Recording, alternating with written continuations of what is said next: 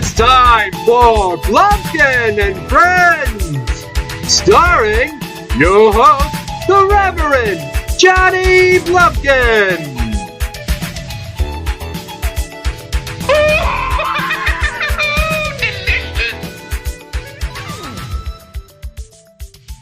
Hey kids, I'm the Reverend Johnny Blumpkin, and with me today is my friend, Neil.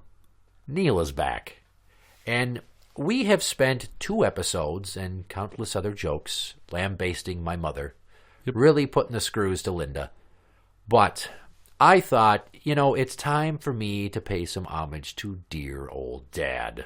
Yes. How would you describe my father? Passive-aggressive.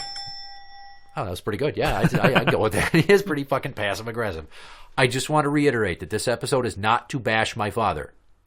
I love my father. Why? He is one of the most skilled men I've ever met. Like, you know how you say your dad's fixed things and dads can do... My dad has been a master plumber for 30-some years. He fucking worked with his brother-in-law building houses before that.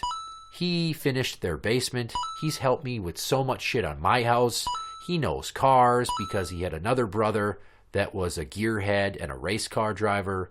I mean, he fucking knows so much, and it's weird because he's kind of a doofy, aloof kind of guy. I don't get it. His sense of humor is really dumb and not like sophomoric. Like, he'll make jokes and you're like, that's not fucking funny. My mom got a new license plate on one of her vans once. Yeah. And it was GYZ were the letters. I'm like, yeah? He's like, well, jizz. I'm like, that's not how you spell jizz. First off, I don't ever want you to say the word jizz to me ever again. And secondly, jizz is spelled with a J and 2 Z's with an I in between them. All right? That's like guys. That's not jizz. Why would you find that funny?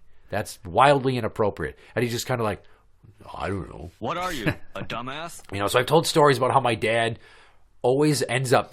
He's really bad at hiding the truth. Yeah. Like when my mom threw up and shit. And then got diarrhea on the rug. And the next morning he told me not to ask. Yep. And then immediately fucking told me what happened. He always gives up the truth. So this episode, and we'll talk about your father also if you like. We'll talk about the James. Right. But mainly we're focusing on Roger. Okay. So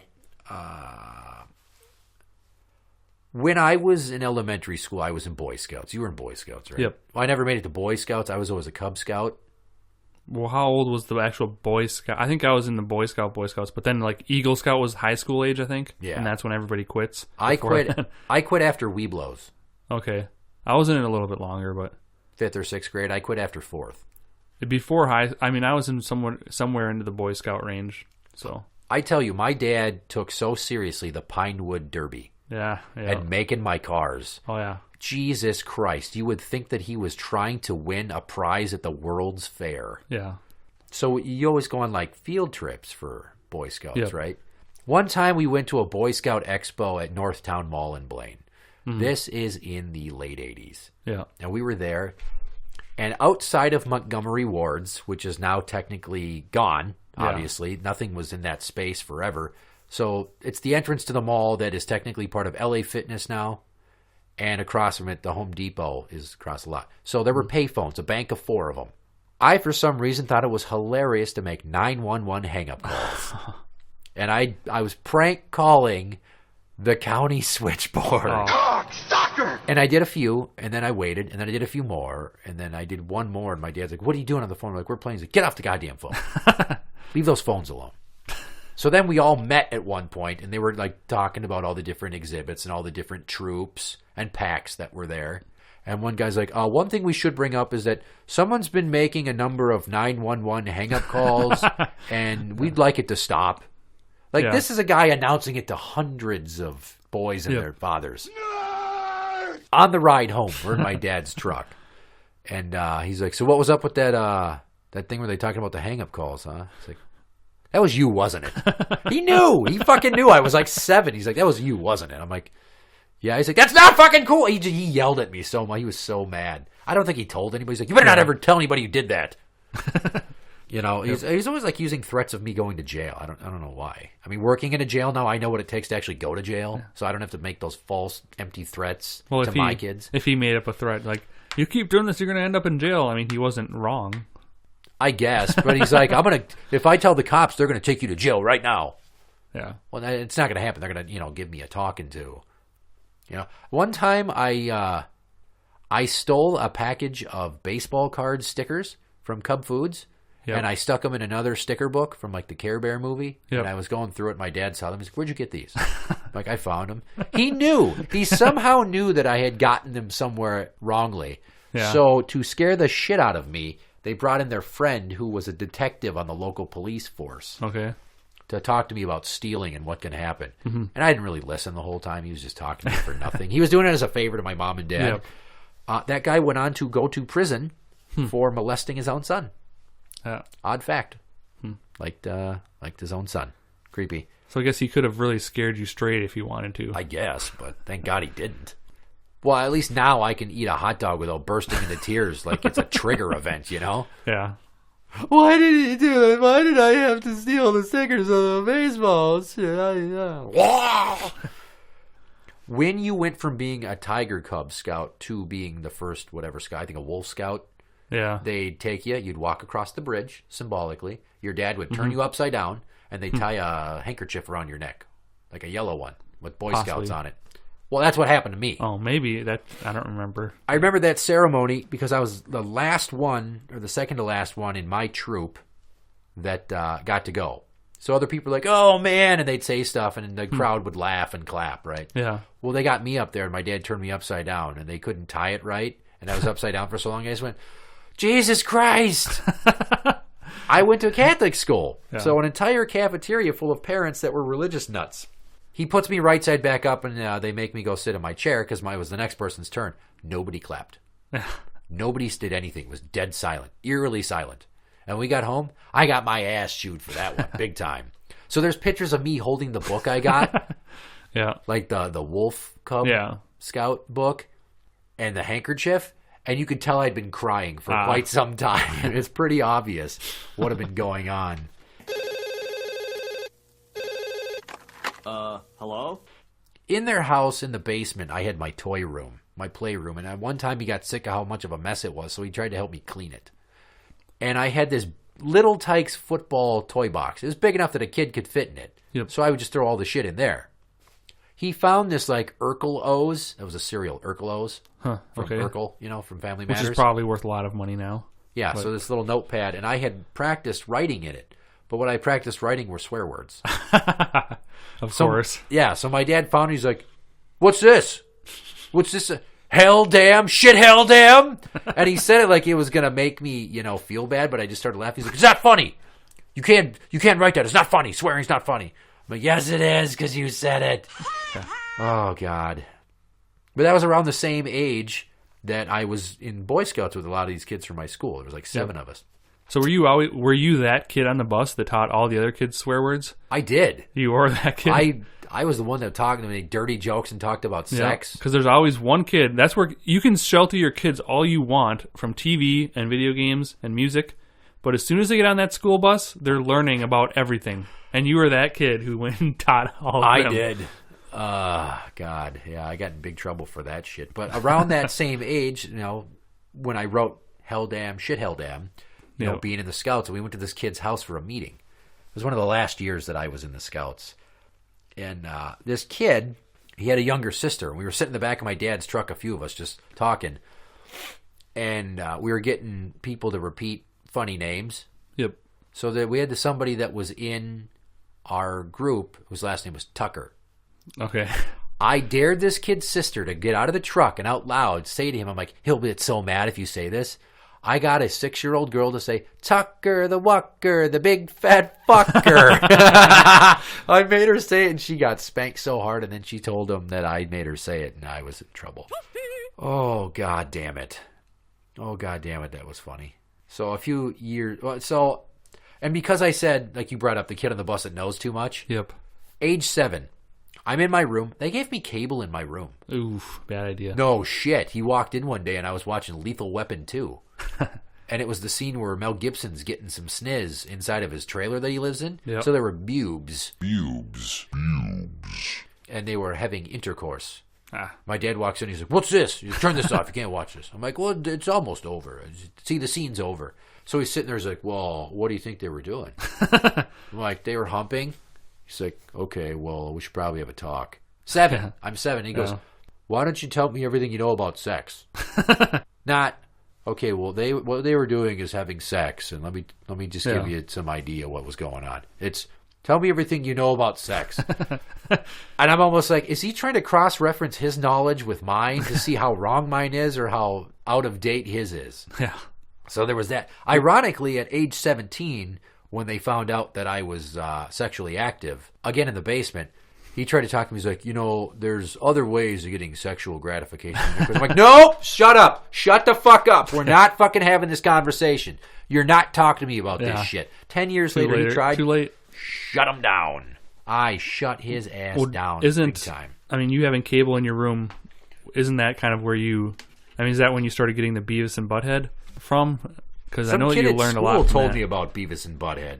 Okay. And, I mean, it didn't help. It probably was not the best idea for him to do that. But I talk about how my parents should not be as mad at me for being a bad kid because I never got drunk or did drugs or got arrested. I did do a lot of shit. Yeah. I learned to swear because of my parents.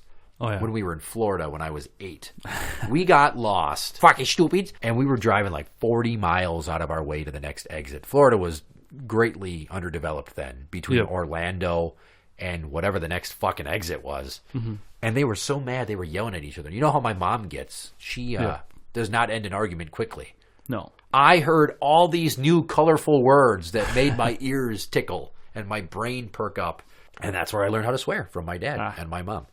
And they're like, we never swore like you do. I'm like, well, where do you think I learned it from?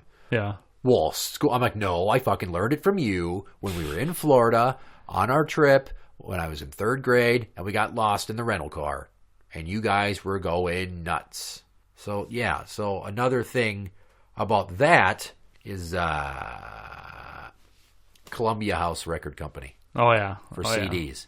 At one point, I ordered some. It was around 92 when Dr. Dre's The Chronic came out. Yep. I wanted that album.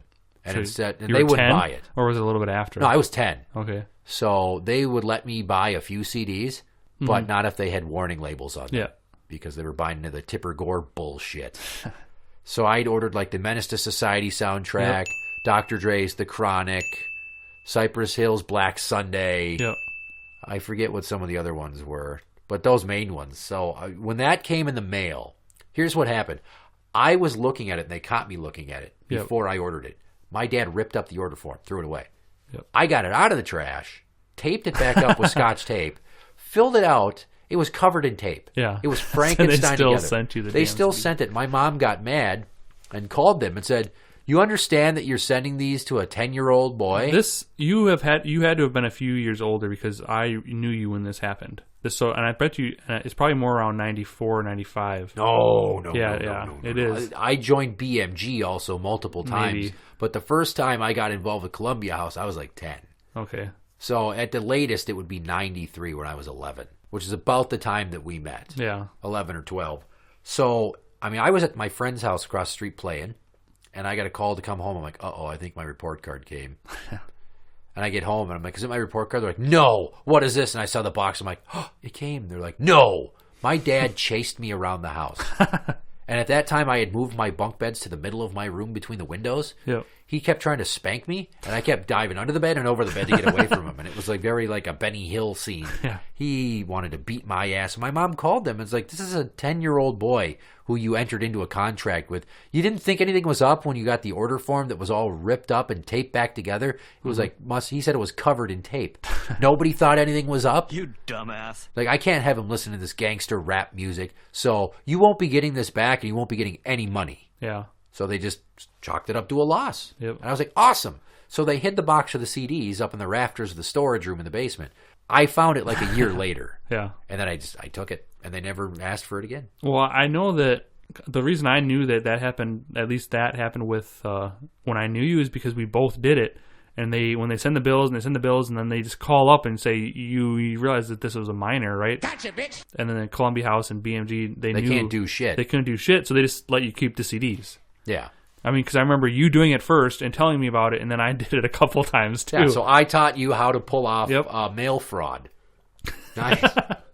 Which reminds me of this time when I was like 9 and we were up at my grandma's in Duluth. I was with the kids that lived next door to my grandma, and we were off blocks away from my grandma's house at like the community center. It was like the hockey rink and shit. And it wasn't winter. There was a house that bordered on the edge of the field, and we looked in their mail, and there was a box of checks. And I'm like, oh, I could use like a billfold. I took like the checkbook, not the checks, just the thing that goes around it. So when I was 9 years old, I committed a federal offense. That was my first felony. Okay. We stole a guy's mail. I just took the housing for the checks. The other kids took the checks and some other mail. And I'm like, oh my God. That was before mail fraud was really a big thing. Yeah. That was goddamn 1991. So yeah, I might have been kind of a shitty kid. I don't know. How would you describe my dad's temper? I think it slowly builds over time and then just unleashes. He lets things build up inside and like an explosion of anger. Yeah. And he goes ballistic. The way he screams, you would think this man is insane. And some incidents to cite this would be my dad sitting in as coach for one of my house league basketball teams when I was a kid. And we were leaving a game. And I think I was like 13. And we lost. And he was so mad that we lost. He's like, I don't get how you guys lost that game. You weren't rebounding. You weren't doing this. Nobody was playing defense. You could have beat those guys easy. They were a crappy team. And as we're pulling out of the lot, some guy cuts my dad off and he has to lock up the brakes. Yeah. And out of nowhere he goes, motherfucker! Windows were up. Other guy couldn't hear him. Yeah. And I just started laughing. He's like, it's not fucking funny. He's always just screaming obscenities. You know, the neighbor kids behind us were in my parents' backyard once trying to light fire to a stack of my mom's old campaign signs. Yeah. And he chased them out, and they dove over the fence. And here's what he said. If I ever catch you on my side of the fence again, I'm going to rip your balls off and feed them to you. You hear me, motherfucker? And I was just like, whoa. Yeah. That you just threatened a guy. Ironically, one of the guys that was the older brother of the kid that did it has been in my facility a couple times. And we reminisce about that story. Yeah, that's funny. And people are like, you guys grew up together? And we're like, well, not exactly. Part of our childhood, I was younger than him, and his family moved behind mine and then out. And his brother was like a hellion, and I was too young to be into any of that shit. So, yeah, it's just ironic running into people. And I'll talk about my dad's rage. He's like, I don't think that's what he said. I'm like, no, dude, I will never forget my dad said that he was going to rip your brother Mike's balls off and feed him to him. Then he called him a motherfucker. That was hilarious. Another instance, and this is the second time my parents got lost in Florida, and my dad got so mad at my mom that it was the first time I ever heard him or anyone use the C word. He called my mom a cunt. Wow. And I just went, no way. I swear to God, I felt like someone had just found the holy grail of filth and shown it to me. How long was that awkward silence? Not long, because she flipped the fuck out and yelled and yelled and yelled. And then we pulled over so he could get out and cool off and get like a snack or something. I think he was hangry. Yeah. A little hangry. Yeah. And then, well, he was gone. And then I used the word. She's like, you don't ever say that word. Just because your dad did it. He's going to end up out on his ass, and we're going to get a divorce if he talks to me like that again. Yeah. That's Roger using the word cunt. And it was funny because after he got his snack, we kept driving. And she kept yelling at him. And he got so fed up with the yelling, he was losing his mind. Yeah. I can't even tell the story without laughing because I'm flashing back. He covers his ears and he starts going, shut up, shut up, shut up, shut up, shut up, shut up. 6 times. He was driving? 6 times. No, she was driving. Okay. Wow. 6 times he yelled, shut up. I laughed so hard. I'm just like, my mother is sadistic. She will not let anything go. This is just like every sitcom wife that never stops bitching. You know, and then years later for Christmas, he bought her like a diamond ring. Like, I don't know why. Just a diamond ring. Fancy. Expensive. Yep. So then we're going somewhere the day after Christmas, and she's bitching at him. And I felt the need to stick up for him. And I'm like, you know, you would think if somebody buys you an expensive diamond-ass ring like that you would maybe not chew him out. Maybe you'd be nice to him and not be so bitchy. And my dad's like, yeah. Yeah, what the hell? He did say that? Oh. Now, there's one time we ever really got together and tag teamed Yeah. my mom in a fight. And it was the last time we ever got together and tag teamed my mom in a fight. Because, like you said, he's passive aggressive, and he's always told me that he can't stick up for himself, or else, home life will be a living hell, and he's got to keep things calm. And I'm like, that's just you being a pussy. Stop being a pussy. Stand up for yourself, He's taught me a lot, but most of the time he just tries to teach me, and he makes me hold the tools and ask me to hand them. He doesn't let me get a lot of hand-on training with shit, and I scold him. I'm like, hey, are you just going to tell me how to do this, or are you going to show me how to do this? Because I learn with my hands by doing. So why don't you give me the pipe wrench, or give me the drill, or give me the this, the that, or the other. Never with the chainsaw, mind you. But he introduced me to golf. He's also the reason I had to quit golf. Okay. And, I was kind of wondering where along the lines did you stop? I'm like, I don't remember how you stopped playing golf, because you played golf before I ever did. Yeah, I was getting pretty good at it too. Until one day when we were playing, just me and him, and there was like some mushrooms on the course up north. Yep. And I'm like, hey, I'm going to take a practice swing of these mushrooms. And I swung. He's like, what? And I caught him underneath the right nipple with my 9-iron. Yeah. And he's like, ah! God damn it. I'm like, are you okay? He's like, shut up! He was pissed. That's what got you to stop playing golf? That's what got me to play golf, because later on down the round, he was like, how about maybe it'll improve your shot if I hit you in the nipple with a golf club. I'm like, I kind of feel like that's not going to help. I can see you're angry, but it was an accident. He's like, yeah, well, I don't know why the fuck you were swinging it anyway. That's the last time I played golf. I played mini golf. I have never played golf since.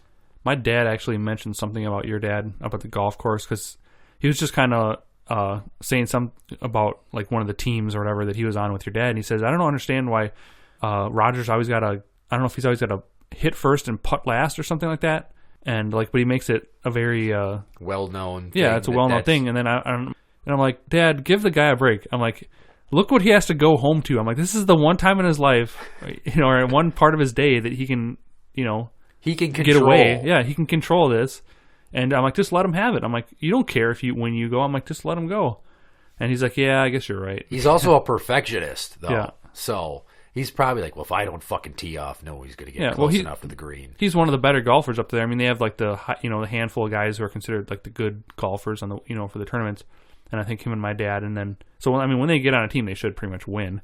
Yeah, every time. Yeah. But we should probably note that they've been playing the same 9-hole half course for my dad like 25 fucking years. Oh my God, who the hell cares?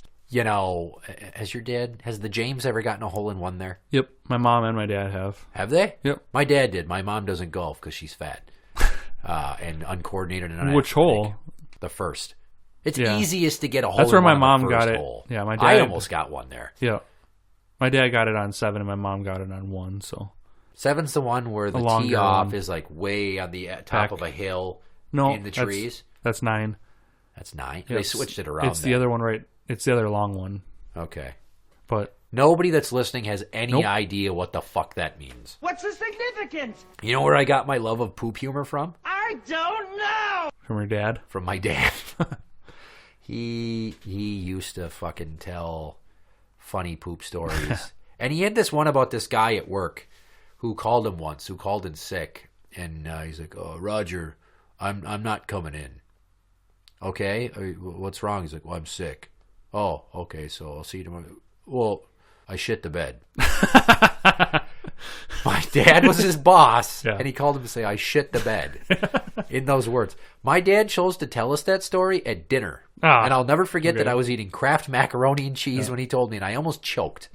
I laughed so... That's one of the hardest laughs in my entire life. Did it almost come through your nose? Yeah. My dad telling me some guy said, I shit the bed. But, keep in mind, this is also a guy that got mad at me once and threatened to take a shit on my birthday cake. So he may or may not be indirectly responsible for all the poop pranks and all the poop humor. That's where it started. He showed me how funny poop was and farting. Yep. He'd always he has worn the same Fruit of the Loom tighty whities forever. Right? And I tease him about it. And he'd wear them and they'd have a hole like right by the butt crack. And I like, why is there a hole in your underwear? And he's like, I guess I blew it out with a big tune, huh? He's such a goofy fucker. God, man. Roger, I shit the bed. He's a very much a contrast. I mean, if opposites attract, your mom and your dad are very much opposite in every single way. Because she can be funny. She understands my dark humor, and my dad doesn't necessarily not get it as much as he doesn't try. Yep. He tries to make like really stupid, obvious, clean humor jokes. I'm just like, Roger, that no. The dad joke, as they call it. The dad joke, yeah. It doesn't work. But sticking with the Tidy Whities theme, so when I had my hernia surgery down in Fort Myers in 2014, we were down there. And I remember him the morning after we got there. He's standing in front of the suitcase in his Tidy Whities. Yeah. That's what dads do. And he's picking out what he's going to wear that day. And I'm just sitting there watching TV, and it's just like the car crash. You can't look away from him. I'm like, is that? Oh my God. I'm like, hey, Roger. Yeah? Have you ever thought about like maybe wearing like a different style of underwear? Maybe like a different color, perhaps? Darker, per se? Why? They don't look good? I'm like, it's not that they don't look good as much as that the material is white and see-through, and I can see your ass crack through them right now.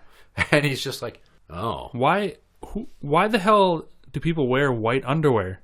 I mean, it's like... Old dads do it. Yeah, why the fuck is that ever a good idea? It's like the one color that shows any sort of...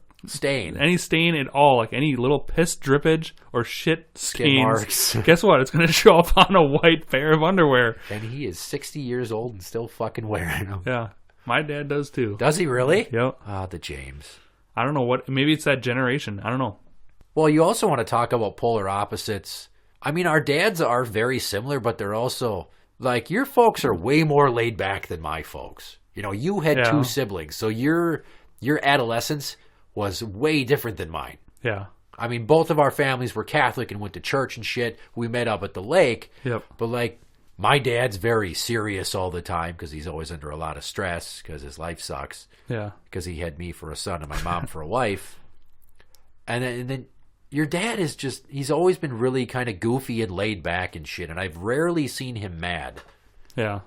I mean, there was the time that he found out we were spray painting that bridge up north. And then he rode his bike up to go see what we put. Do you remember his reaction? No. I had spray painted Jenny has a smelly cunt. Yep. To get back at Jenny for not being my girlfriend. Yeah. Very mature.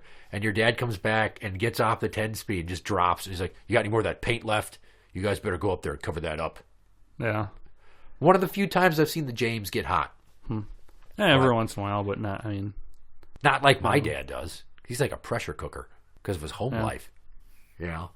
And the funny thing about the Tidy Whities is after I nagged him about that, we came home and he asked my mom to use her Kohl's cash to buy him some new underwear. Guess what kind of underwear he got? Tidy Whities. Just a fancier brand of Tidy Whities. Not boxer briefs or any shit like that. He never changed. Like, I went from from underoos to Tidy Whities to boxers to boxer briefs. Yeah, that's pretty much my transition as well.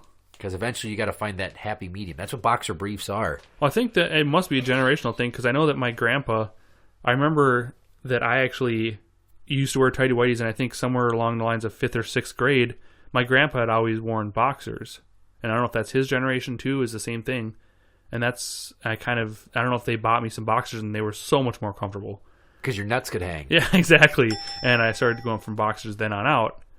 And then the boxer briefs is kind of just the natural transition. It is. But I just remember, I wonder if it is a generational thing. Just our parents' generation, all the dads, Tidy Whities, and then maybe our grandfather's generation is all boxers.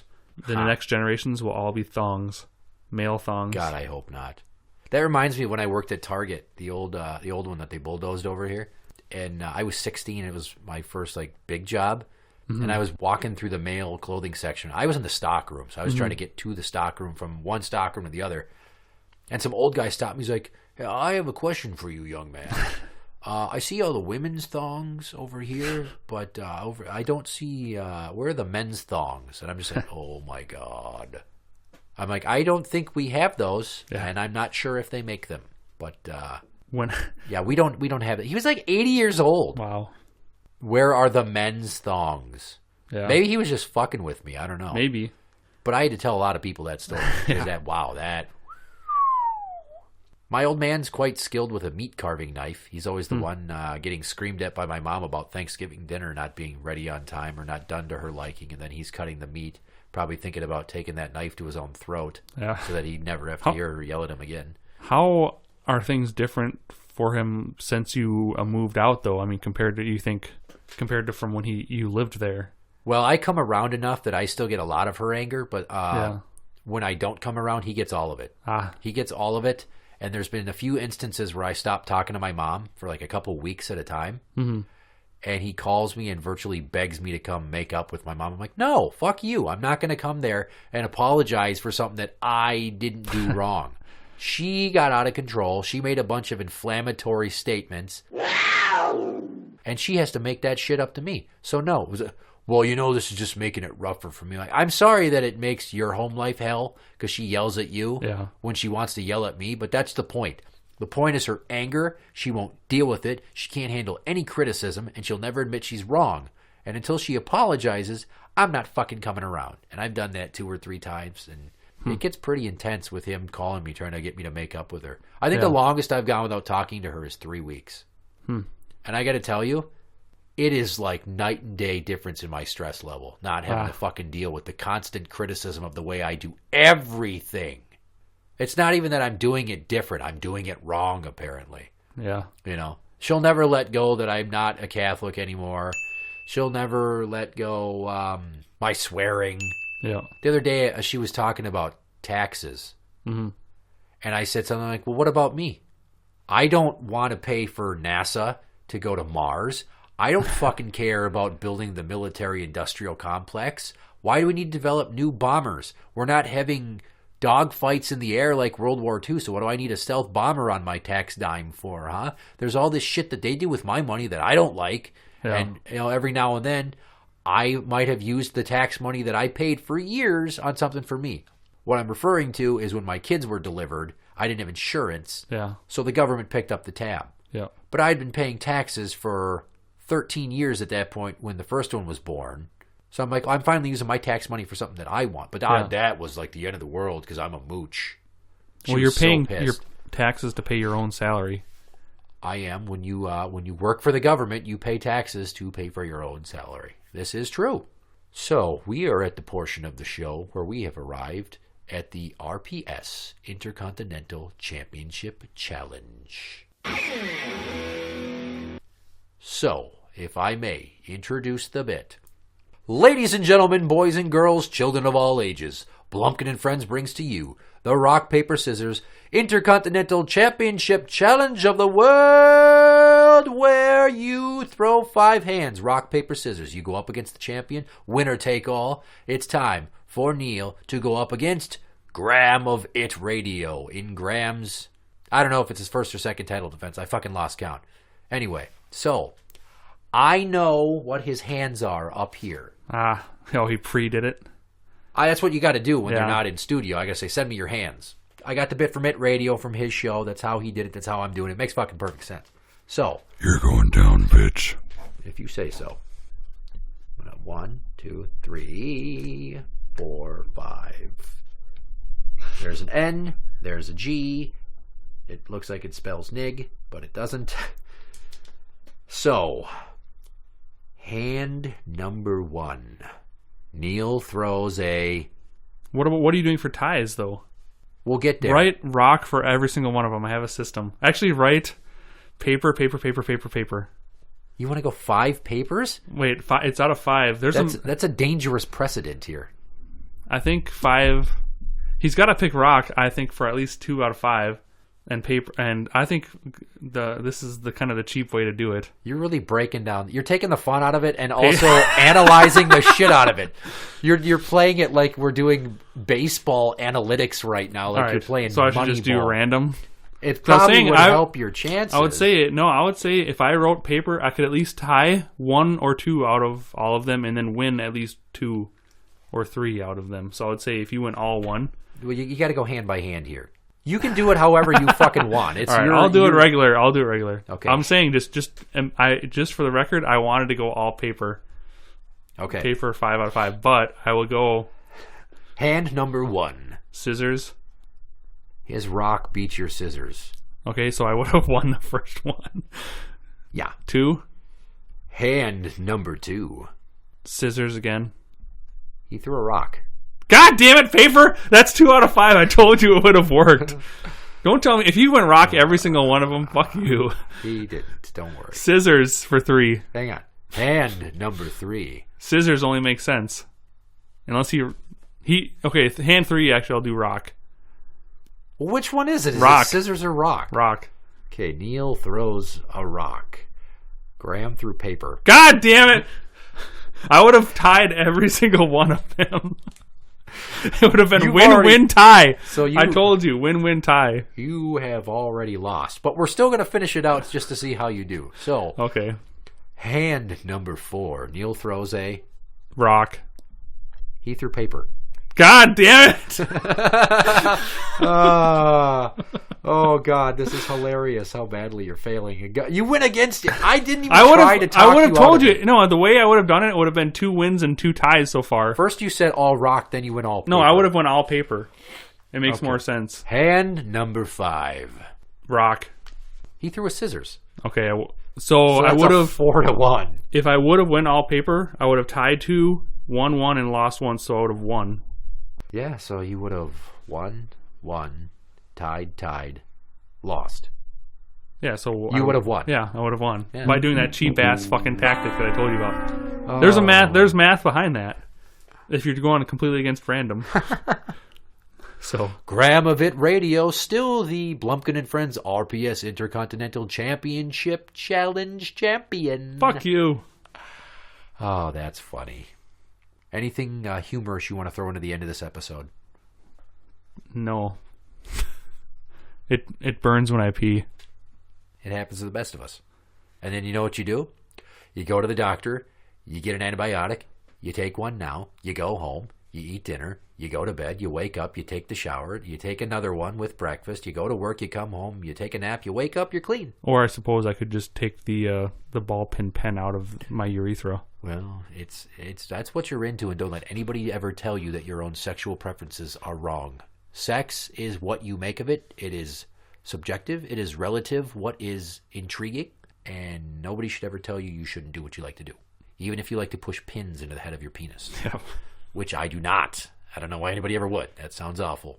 I would just like to comment that my father grew up one of 13 children. 2 have died.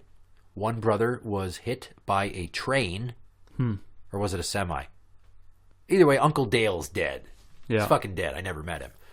He had a sister named Paula that died as an infant of I don't know what.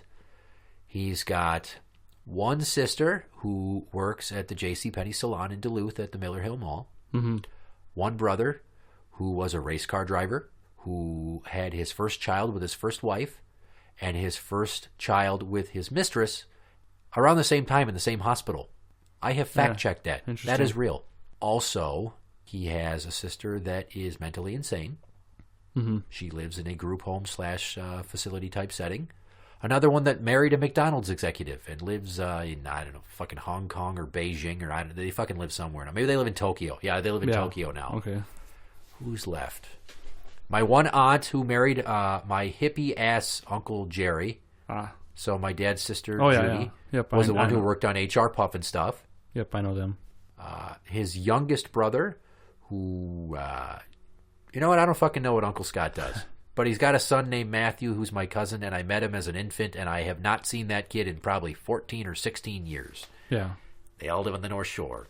My aunt, Jean, who won a bunch of money in a lawsuit for suing the company that made Dexatrim for doing damage to her heart.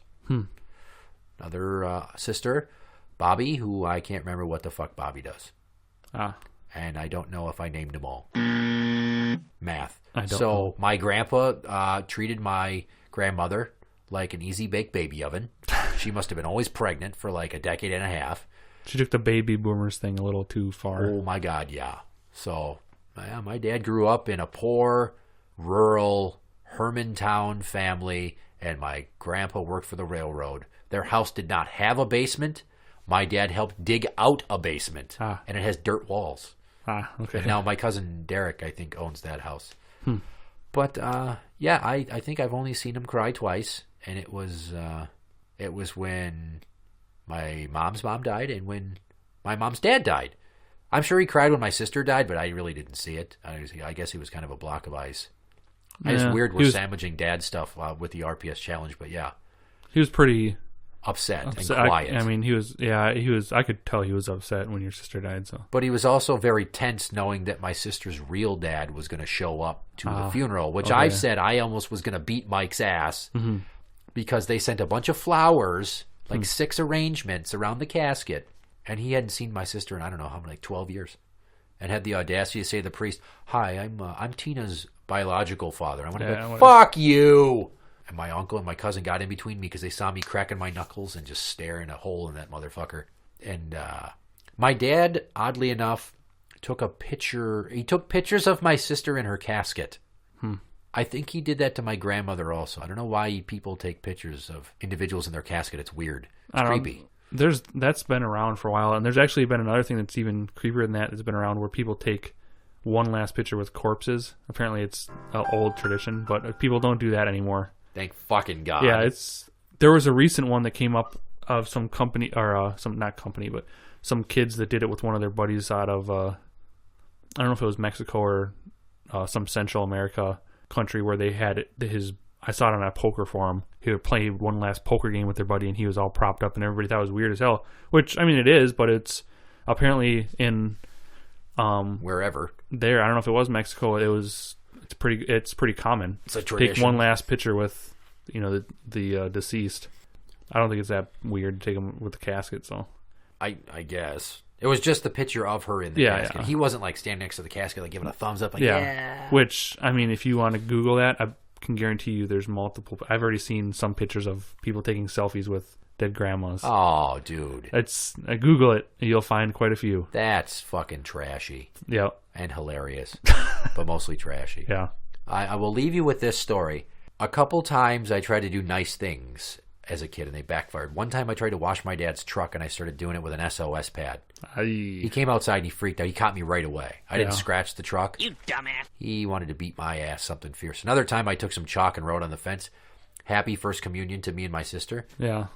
He made me go out there in the crappiest old outfit and scrub chalk off a wood fence. You know how fucking hard it is to get chalk off a wood fence? No. Hard. It's fucking impossible. But that's him. Always just punishing me, making me lick soap when I swore as a kid. That was gross. Throwing my mom under the bus when she shat a rug. But, to this day, still, whenever she has some skid marks or something in her shorts, he takes those parachute-sized, tighty-whitey female underoos, soaks them in a bucket, and gets them ready for her to wash the stains out for her. He takes care of her underwear, so somehow that must be some weird, fucked-up, codependency type of love. You son of a bitch! Yeah. Like Stockholm Syndrome. Because like I've said, my dad's parents did not come to their wedding. Because my dad's mom did not like my mom at all. Funny how that all works out. Hopefully one day my daughters will have tons of hilarious stories about me.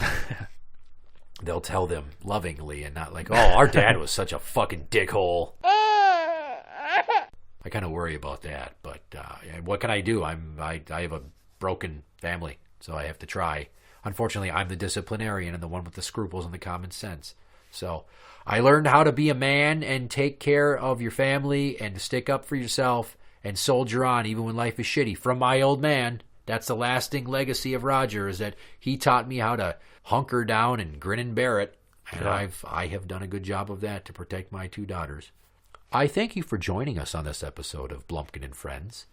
You can find us at facebook.com/BlumpkinAnd Friends, because you can't put an ampersand into a fucking internet address. There's no Twitter for this show, so I guess if you want to tweet at Blumpkin and Friends, you can tweet the other show at What Do We Call It? And you're listening to this on YouTube, so you found me. Still confused, huh? I am the Reverend Johnny Blumpkin. This has been Neil. Good night.